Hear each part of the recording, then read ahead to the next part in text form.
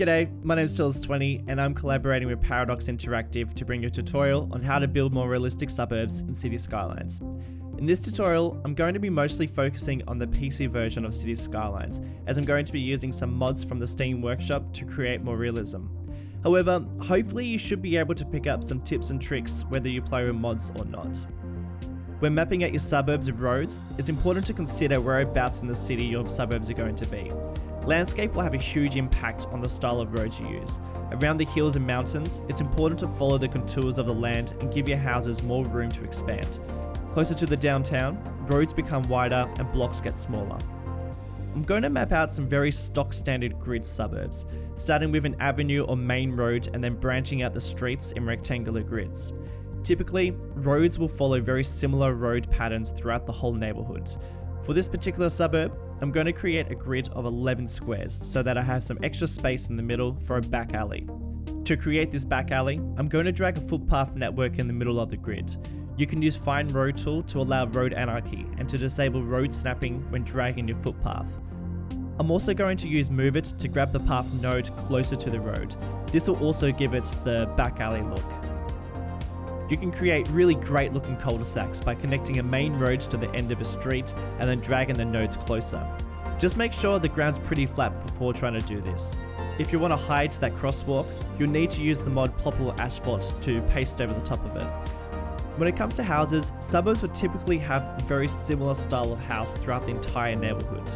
You can use Find It to search for different types of growables and then plop down the ones that best suit the style of suburb you're trying to create.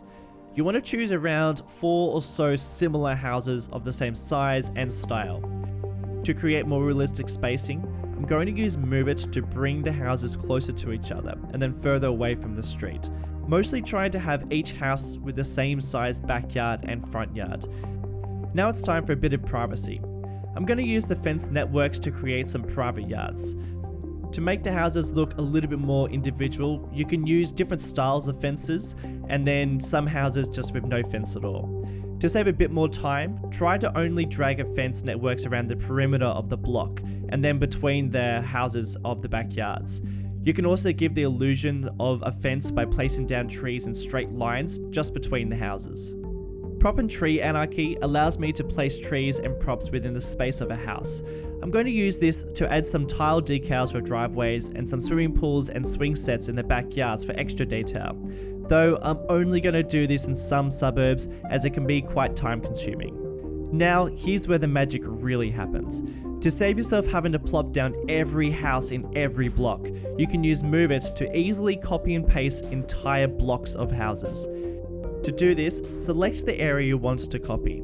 Hit Ctrl+C, which will copy that selected area, and then you can easily rotate it just by hitting right click. Find the place you want to paste down your houses, and then bam, there's your houses.